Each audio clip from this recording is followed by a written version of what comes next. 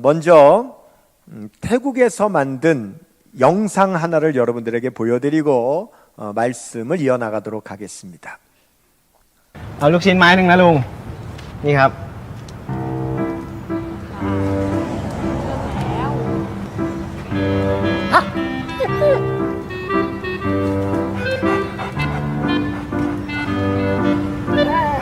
เงินทอนครับ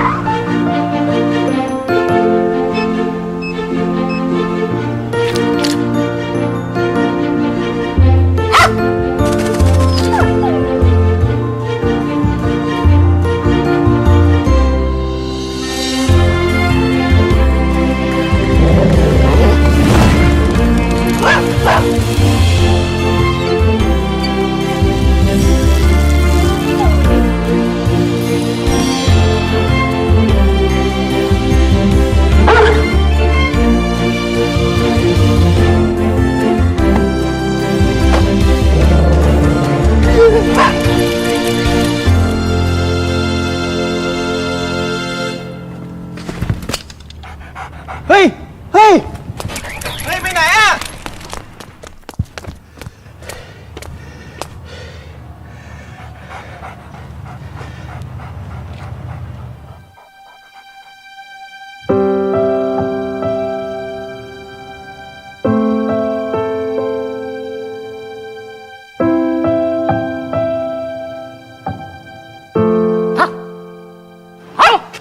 มีอะไรช่วยไหมครับ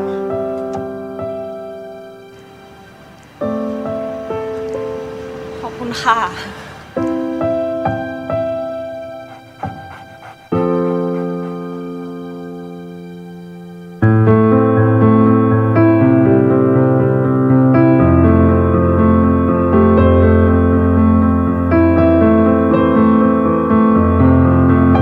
여기까지입니다. 여러분 태국어 모르셔도 무슨 내용인지 다 이해하셨죠? 네. 이 영상에 감동 포인트가 있죠. 그것은 강아지도 받은 은혜에 보답한다 라는 겁니다. 우리가 이 감동의 포인트를 알면 우리도 감동시키는 사람이 될 수 있는 거죠. 예전에 제가 골목길을 차를 타고 들어가는데 반대편에서 트럭이 들어왔어요. 누구에게 우선권이 있다고 할 수 없는 그런 상황인데 아무래도 트럭이 후진하는 것보다는 승용차가 후진하는 것이 낫겠다 싶어서 제가 뒤로 후진을 시작했습니다. 그런데 꽤 한참을 후진했어요.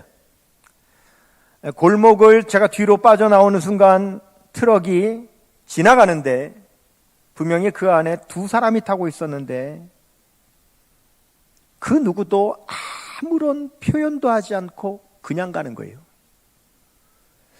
그 순간 제 마음에 이런 마음이 들더라고요. 뭐 저러냐?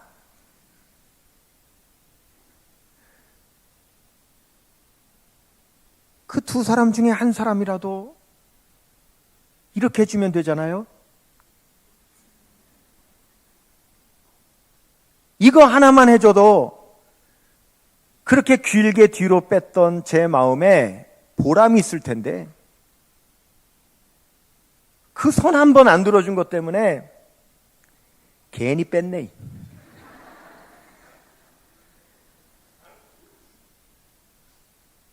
참 신기하죠. 이 손 한 번 까딱 들어준 게 뭐라고? 그거 들어주는 것과 들어주지 않는 거에 사람의 마음이 이렇게 큰 차이가 난다라고 하는 거예요. 성경에 보면 다윗은 하나님의 마음에 합한 거룩한 사람이다, 그런 말씀이 나오지요. 사도행전 13장 22절에 보면 다윗을 왕으로 세우시고 증언하여 이르시되 내가 이 세 아들 다윗을 만나니 내 마음에 맞는 사람이라 내 뜻을 다 이루리라, 이렇게 말씀하셨어요. 하나님은 다윗을 향하여 내 마음에 맞는 사람이다 그러셨거든요. 근데 여기 마음에 맞다라고 하는 이 맞다라는 말이 헬라어로요 카타라고 하는 전치사인데요, 사전에 보면 이렇게 되어 있습니다. 상응과 일치를 나타내는 전치사다. 뭐예요 여러분? 하나님과 다윗 사이에 서로 상응하고 그 마음이 일치됐다. 우리가 이것을 뭐라고 하느냐? 감동이라고 하는 거죠. 공감, 동감, 감동, 이것은 어떻게 일어나는 거예요? 내 마음과 그 사람의 마음이 서로 상응이 돼서 일치할 때 일어나는 거거든요. 그래서 하나님께서 다윗에게 감동하셨다는 거예요. 그래서 다윗을 통하여 하나님의 뜻을 다 이루시겠다고 말씀하시는 거죠. 놀라운 역사요 축복입니다. 그럼 도대체 다윗이 뭘 했길래 하나님께서 감동하시냐는 겁니다. 시편 116편 12절에서 14절에 보면 내게 주신 모든 은혜를 내가 여호와께 무엇으로 보답할까? 내가 구원의 잔을 들고 여호와의 이름을 부르며 여호와의 모든 백성 앞에서 나는 나의 서원을 여호와께 갚으리로다. 다윗은 하나님의 마음을 감동시키는 포인트를 알았습니다. 뭐예요? 받은 은혜에 보답할 줄 안다는 거예요. 그때 하나님은 감동하셔서 다윗을 통하여 다 이루겠다고 하시는 겁니다. 다윗은 하나님께 얼마나 은혜를 많이 받았는지 그 은혜에 감사하여 하나님의 성전을 지어서 보답하려고 그랬죠. 근데 하나님께서 네 마음은 내가 안다. 하지만 너는 전쟁터에 나가서 너무 많은 피를 흘렸기 때문에 그 피 묻은 손으로 거룩한 성전을 지을 수는 없다. 다만 내가 한 가지 약속하마, 너를 통해서는 내가 성전을 받을 수 없지만 내 아들 솔로몬을 왕으로 세워 내 아들을 통해 내가 성전을 받겠다라고 약속을 하세요. 여러분, 이것이 얼마나 놀라운 약속이냐면 사실 다윗은요 아버지가 왕이 아니잖아요. 본래 왕은 어떻게 되는 겁니까? 계승되는 거거든요. 아버지가 왕이면 아들이 이어서 왕이 되고 손자가 왕이 되고 이어가는 겁니다. 그런데 다윗은 아버지가 왕이 아닌데 왕이 됐기 때문에 아들에게 왕을 물려줄 명분이 없어요. 그래서 그 당시에는 너도 왕족이 아닌데 왕 됐으니 나라고 왕 되지 말라는 법이 어딨냐 하면서 자기도 왕이 되고 싶어서 다윗을 대적하고 또 쿠데타를 일으키는 사람들이 많았습니다. 그러니까 솔로몬이 이어서 왕 되는 것은 굉장히 어려운 일입니다. 근데 하나님이 약속하시죠? 내 아들을 왕으로 세워 내가 네 아들을 통하여 성전을 받겠다. 이건 놀라운 축복인 겁니다. 실제로 이스라엘의 역사를 보시면 솔로몬 다음에 이스라엘이 남북으로 나눠지죠. 근데 남유다는 다윗의 왕조가 계승됩니다. 다윗의 처음부터 끝까지 다윗의 왕조로 계속 왕이 이어가는데 북이스라엘은요 계속 바뀌죠. 왜? 그 첫 북이스라엘의 왕이 여로보암 아닙니까? 솔로몬의 신복. 그러니까 계속 뭐라 그래요? 너도 왕족이 아닌데 왕 된 거 아니냐? 그러면 나라고 왕 되지 말란 법이 어디냐 하면서 선왕을 죽이고 쿠데타를 일으켜서 계속 바뀌는 게 계속. 그런데 남유다는 끝까지 다윗의 왕조로 계속 간다. 이 놀라운 역사가, 이 놀라운 축복이 무엇을 통해서 이루어집니까? 다윗의 그 마음, 하나님께로부터 받은 은혜를 보답하겠다라고 하는 그 감동 포인트가 있어서 하나님을 감동시키니 하나님께서 이런 놀라운 축복을 다윗에게 주셨다라고 하는 거죠. 여러분, 오늘은 맥주감사절이에요. 절기입니다. 절기라고 하는 뜻은 정해진 의미 있는 날이라는 거죠. 여러분, 하나님께서 왜 절기를 만드셨을까요? 왜 정해놓은, 규칙적으로 정해놓은 절기를 왜 만들어 놓으셨을까요? 우리 인간은요 규칙적으로 자극하고 깨닫게 하지 않으면 점점 희미해집니다. 여러분, 우리가 부모님에게 365일 효도해야 된다고 하잖아요. 그런데 왜 굳이 어버이날을 만듭니까? 어버이날을 만들어 놓지 않으면 우리는 의식적으로 점점 희미해지는 거예요. 우리는 계속 규칙적으로 자극을 받아야 되는 거예요. 그래야 이어갈 수 있는 겁니다. 하나님께서 하나님의 백성이 하나님의 백성답게 계속 유지하며 살아갈 수 있게 하시기 위해서 하나님은 절기를 허락하신 것이고요. 감사의 절기를 허락하신 겁니다. 그 감사의 절기를 지킴으로 우리는 계속 하나님께 그 은혜를 감사하며 보답하는 삶을 계속 살아갈 수 있도록 만들어 놓으신 거죠. 여러분, 오늘 본문 시편 107편 이렇게 시작합니다. 1절 보시면 여호와께 감사하라, 그는 선하시며 그 인자하심이 영원함이로다. 뭐라고 시작합니까? 여호와께 뭐하라? 감사하라. 이렇게 시작하는, 감사하라는 거예요. 여러분, 시편이 모두 150편인데 그 가운데 감사라고 하는 이 말씀이 몇 번 나오느냐? 모두 75번 나옵니다. 여러분, 제가 일일이 다 쉰 거예요. 한 번, 두 번, 세 번, 네 번 일일이 쉬었어요. 정확합니다. 75번 나와요. 근데 저는 깨닫습니다. 시편이 150편인데 딱 그의 절반 되는 75번이 감사가 나온다는 거 뭐냐면, 여러분, 우리가요 2마디마다 한 마디는 감사해야 된다는 거예요. 우리의 입에서 2마디 나올 때마다 한 마디는 감사해야 되는 겁니다. 그래서 데살로니가전서 5장 18절에 범사에 감사하라, 이것은 그리스도 예수 안에서 너희를 향하신 하나님의 뜻이니라 말씀하셨어요. 이 하나님의 뜻이 뭐예요? 범사에 감사하는 것. 근데 우리는 보통 범사에 감사하라 그러면 이 범사를 어떻게 해석하냐면 평소에 감사하라 이렇게 생각하죠? 그러나 그런 뜻이 아닙니다.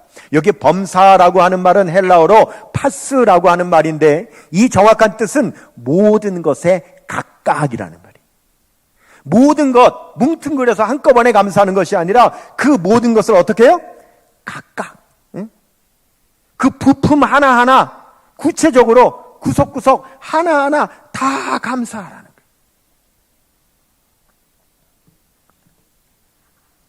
제가 며칠 전에 어떤 회의를 할 때 목사님 한 분을 만났는데, 이 목사님은 25년 전에 제가 강원도에서 첫 사역을 할 때 같이 사역했었던 이웃에서 같이 사역했었던 목사님인데, 이분하고 오랜만에 만나서 다른 목사님도 있으니까 서로 옛날 얘기를 하다가 떠오른 기억이 있어요.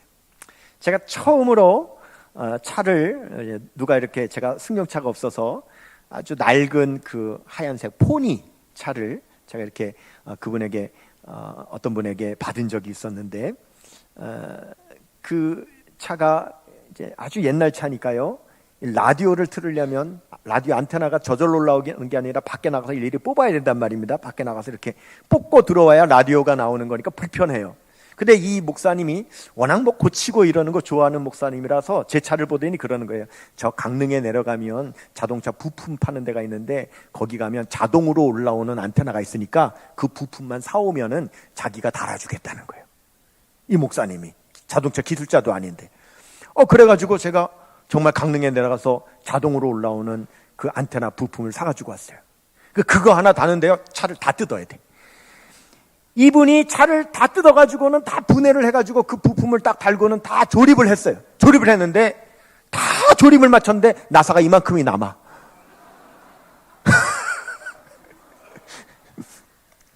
그때부터 겁이 나는 거예요. 이 차가 가다가 이게 문짝이라도 그냥 떨어져 나가는 거 아닌가 그래서 제가 그 얘기를 했더니 다 웃는 거예요. 그 목사님 하는 말이, 그래도 굴러간다고. 여러분, 자동차에는 2만 개의 부품이 있다고 그러죠. 그냥 겉으로 보면 자동차 하나지만 그 안에는 각각의 2만 개의 부품이 합쳐져서 2만 개가 되는 거예요. 그 안에 나사 하나도 여러분 함부로 대하면 안 되겠죠. 그 나사 빠뜨렸다가는 자동차 전체가 사고가 날 수 있는 거예요. 우리가 하나님 앞에 범사에 감사하는 것은 뭉뚱그려 감사하는 것이 아니라 모든 것을 각각 다 감사한다는 거예요. 모든 것을 다 세세하게. 우리 세 분의 선교사님이 이제 출국을 하게 됩니다. 많은 차편을 이용해서 가시겠죠. 그때 도착해서 하나님 도착하게 하셨으니 감사합니다. 그럴 수도 있지만 하나님 공항까지 가는 버스 안 놓치게 해주셔서 감사합니다. 공항에 도착하여 비행기 제대로 타게 해주셔서 감사합니다. 중간에 경유하는 곳에서 트랜짓 제대로 할 수 있게 해주셔서 감사합니다. 기내식 맛있는 거 주셔서 감사합니다. 잘 도착하게 해주셔서 감사합니다. 여러분, 범사에 감사는 뭡니까? 구체적으로 모든 것 가운데 각각 낱낱이 하나님 앞에 감사하는 거예요. 이게 범사에 감사하는 거예요. 하나님 우리에게 그렇게 감사하기를 원하시는 거죠. 그래서 오늘 시편 107편은 43절까지 있는데 아주 세세하게 감사하는 겁니다. 낱낱이 감사하는 거예요. 하나님께 받은 은혜, 돌아보면 그 모든 것 하나하나가 기적이기 때문에 하나님 앞에 그 받은 은혜와 기적을 감사하면서 계속 반복합니다. 오늘 본문 시편 107편 8절 보시면 우리 같이 읽어볼까요? 여호와의 인자하심과 인생에게 베푸신 기적으로 말미암아 그를 찬송할지로다. 15절 보세요.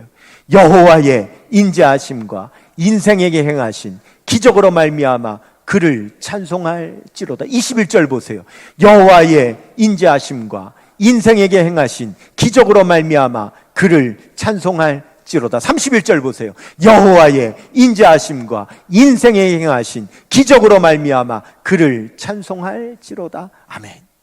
여러분, 돌아보면 우리의 삶의 모든 것이 다 하나님의 은혜요. 이 험한 세상 오늘까지 살아있는 것 자체가 여러분 기적인 걸 믿으시기를 바랍니다. 그러니 우리는 감사하지 않을 수 없어요. 찬양하지 않을 수 없습니다. 오늘 시편 107편 시작할 때는 감사하라고 시작했는데 지금 나중에는 계속 찬송하라고 하죠. 근데 여러분, 이것이 다른 말이 아닙니다. 같은 말이에요. 우리는 다른 말로 감사와 찬양으로 번역했지만 사실은 히브리어로는 야다라고 하는 같은 말을 감사와 찬양으로 번역한 거예요. 그래서 하나님을 감동시키는 것은 바로 같은 두 가지입니다. 감사와 찬양은 다른 것이 아니라 같은 두 가지다. 따라하겠습니다. 감사가 찬송이요, 찬송이 감사다. 할렐루야. 여러분, 하나님 앞에 감사하면 찬양하시기 바랍니다. 여러분이 찬양하면 하나님께서 그것을 감사로 받으시는 겁니다. 오늘 시편 107편에서 제일 먼저 이스라엘 백성들이 감사하는 건 뭐냐면 지난 40년 동안 광야를 통과할 수 있도록 인도해 주신 것을 감사하고 있어요. 시편 107편 4절에서 7절 보시면 그들이 광야 사막길에서 방황하여 거주할 성읍을 찾지 못하고 줄이고 목이 말라 그들의 영혼이 그들 안에서 피곤하였도다. 이에 그들이 근심 중에 여호와께 부르짖음에 그들의 고통에서 건지시고 또 바른 길로 인도하사 거주할 성읍에 이르게 하셨도다 라고 말씀하셨어요. 여러분, 광야는요 인생을 상징하죠. 이스라엘 백성들의 광야나 우리의 인생이나 같습니다. 여러분, 40년 동안 광야를 살아낼 수 있습니까? 아니요, 절대 못 삽니다. 그런데 광야를 40년 동안 통과했다는 것 자체가 뭡니까? 하나님의 은혜가 아니면 있을 수 없는 일이고 기적이 아니면 있을 수 없는 일이라는 거예요. 우리의 인생도 마찬가지지요. 여러분, 우리의 인생도요 하나님의 은혜가 아니면 살아낼 수가 없는 겁니다. 하나님의 기적으로 우리는 살아온 줄로 믿습니다. 우리도 뭐예요? 하나님 앞에 감사하고 찬송하는 거예요. 이거는 같은 겁니다. 하나님의 마음을 감동시키는 같은 두 가지, 바로 감사와 찬양이라는 거예요. 여러분, 만약 오늘 우리가 드리는 예배에서 제가 감사라고 설교는 하지만 여러분들이 감사 찬송하지 않는 예배와 제가 아예 설교 안 하지만 너무 감사해서 여러분들이 예배 시간 내내 감사하고 찬양을 드리는 예배가 있다면 하나님은 어떤 예배를 더 기뻐하실까요? 그렇죠. 설교하지 않아도 우리가 하나님 앞에 감사하고 찬양을 드린다면 하나님은 그 예배를 더 기뻐 받으실 줄로 믿습니다. 날 구원하신 주 감사, 모든 것 주심 감사, 지난 추억이 내 감사, 주 내 안에 계시네, 향기로운 봄철의 감사, 외로운 가을날 감사, 사라진 눈물도 감사, 나의 영혼 평안에 응답하신 기도 감사, 거절하신 것 감사, 헤쳐나온 풍랑 감사, 모든 것 채우시네. 아픔과 기쁨도 감사, 절망 중 위로 감사, 증량 못할 은혜 감사, 크신 사랑 감사해. 길가에 장미꽃 감사, 장미가시도 감사, 따스한 가정 희망 주신 것 감사, 기쁨과 슬픔도 감사, 하늘 평안을 감사, 내일의 희망을 감사, 영원토록 감사해. 할렐루야. 범사에 감사하는 거죠. 생각해보면 낱낱이 하나하나 하나님 앞에 감사하지 않을 것이 없고, 우리의 인생 하나하나 기적이 아닌 것이 없는 걸 믿으시기를 바랍니다. 여러분, 이 시편 110편은 이스라엘 백성들이 포로에서 70년 만에 귀환해서 쓴 시입니다. 70년 만에 돌아와 보니 나라는 다 황폐해졌습니다. 집은 무너졌습니다. 땅은 다 그냥 잡초가 무성합니다. 다시 농사짓고 새롭게 시작하려니까 너무 막막한 거죠. 그때 시편 기자가 이렇게 고백하는 겁니다. 먼저 지난 광야 40년을 돌아보자. 그때는 막막하지 않았느냐? 여러분, 광야입니다. 아무것도 없는 광야입니다. 갈 때는요, 바라보면 늘 광야였습니다. 근데 신기한 게 있죠. 앞으로 보면 항상 광야인데, 밟고 온 길을 뒤돌아보면 항상 만나와 메추라기가 내렸고, 항상 반석에서 물이 나왔고, 하나님의 구름기둥과 불기둥으로 인도해 주셨고, 대적을 물리쳐 주셨고, 여전히 아픈 광야지만 되돌아보면 늘 하나님의 은혜가 있었고 기적이 있었다는 거예요. 우리 인생도 마찬가지입니다. 여전히 광야입니다. 여전히 앞을 보면 막막합니다. 그러나 되돌아보면 늘 순간순간 하나님의 은혜와 기적이 있었던 걸 믿으시기를 바랍니다. 그러므로 우리가 우리의 인생을 마치는 순간 우리가 고백할 수 있는 건 하나밖에 없어요. 내 인생 여정 끝내요. 강 건너 언덕 이를 때 하늘 문 향해 말하리. 예수 인도하셨네. 매일 발걸음마다 예수 인도하셨네. 나의 무거운 죄짐을 모두 벗고 하는 말, 예수 인도하셨네. 그래서 여러분, 우리 예수 믿는 사람은 일평생 살고 이 땅에 눈을 감을 때 할 수 있는 말은 단 한 가지입니다. 내 일생 인도하여 주셔서 감사합니다.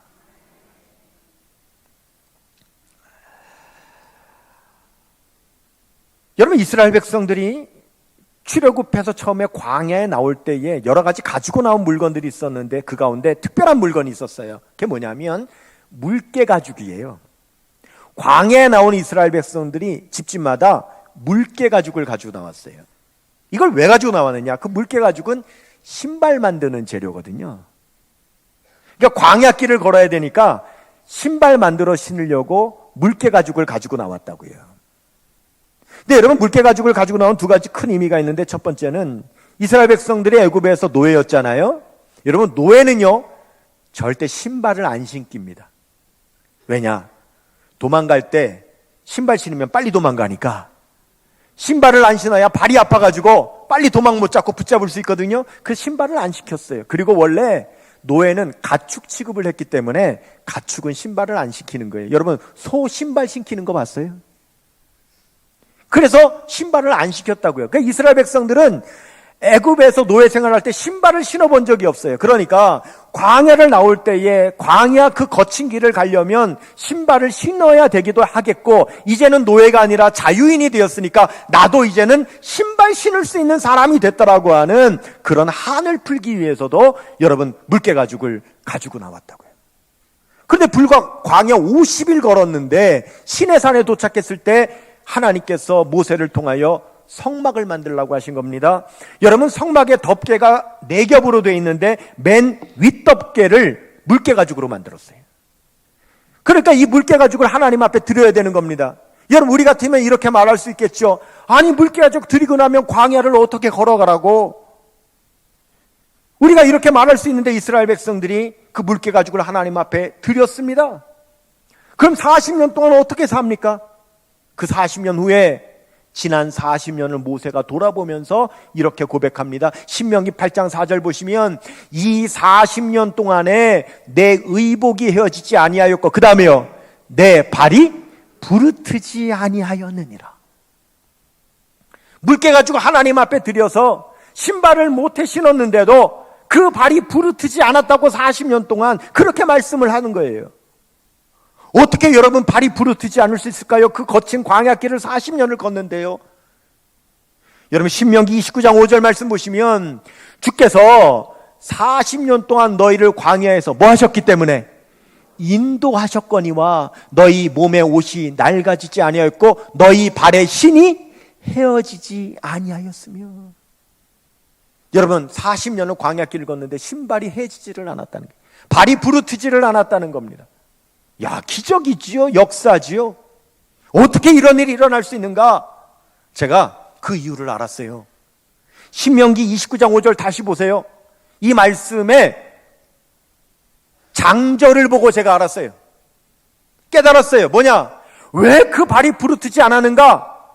지난 40년 동안 하나님께서요, 이스라엘 백성들을요, 이구 오셨어요. 못 알아들으시네요. 29장 2구 5절 오셨어요. 하나님께서 40년 동안 이구 오셨으니 발이 부르틀 일이 없죠. 신발이 헤어질 일이 없죠. 하나님은 오늘도 우리를요 이구 가시는 거예요. 목자 되신 예수님께서 그 잃어버린 양을 찾았을 때 어깨에 메고 오시는 것처럼 하나님은 우리를 업고 가시는 거예요. 이고 가시는 거예요. 지금까지 그렇게 살아온 거예요. 앞으로도 그렇게 살아갈 거예요. 우리에게 베푸신 은혜와 우리에게 베푸신 기적으로 말미암아 우리는 날마다 그래서 하나님을 또 감사하며 찬양하며 하나님의 마음을 감동시켜서, 여러분 보세요. 예배는요 내가 감동받는 자리가 아니에요. 예배는 하나님을 감동시키는 자리예요. 우리가 하나님을 먼저 감사와 찬송으로 감동시켜 드리면 하나님은 그 감동 받으셔서 우리에게 은혜 주시는 거고요. 우리가 은혜를 받으면 감동은 저절로 되는 거예요. 만일 여러분들이 예배 시간에요, 사실은 예배 시간에 여러분들이 감동하는 거거든요. 그래서 여러분들이 감동하면 나갈 때 인사를 꼭 뭐라고 하냐면 목사님 오늘 예배 감동이었습니다, 이런 인사는 안 하고 꼭 은혜 받았습니다 그러죠. 은혜 받으면 감동되는 거예요. 우리가 먼저 하나님을 감동시키니 하나님께서 우리에게 은혜 주시고 그 받은 은혜로 우리가 감동이 되어 또 하나님 앞에 감사 찬송을 드리고 하나님이 또 감동받으셔서 또 은혜를 주시고, 그러니 우리가 감동을 받아 또 하나님 앞에 감사 찬송을 드리고, 이런 축복이 계속 일평생 선순환되는 것이 예배인 걸 믿으시기를 바랍니다. 그 감사와 찬송에 그 하나님을 감동시키는 하나님의 사람 저와 여러분 되시기를 주님의 이름으로 축원합니다. 기도하겠습니다. 하나님 감사합니다. 2024년 전반기도 뒤돌아보니 하나님의 은혜와 기적이었습니다. 감사 찬송하며 하반기에도 감사와 찬송으로 살아 여전히 하나님의 은혜와 기적 가운데 살아가는 우리 모두가 되게 하여 주시옵소서. 예수님의 이름으로 기도드리옵나이다. 아멘.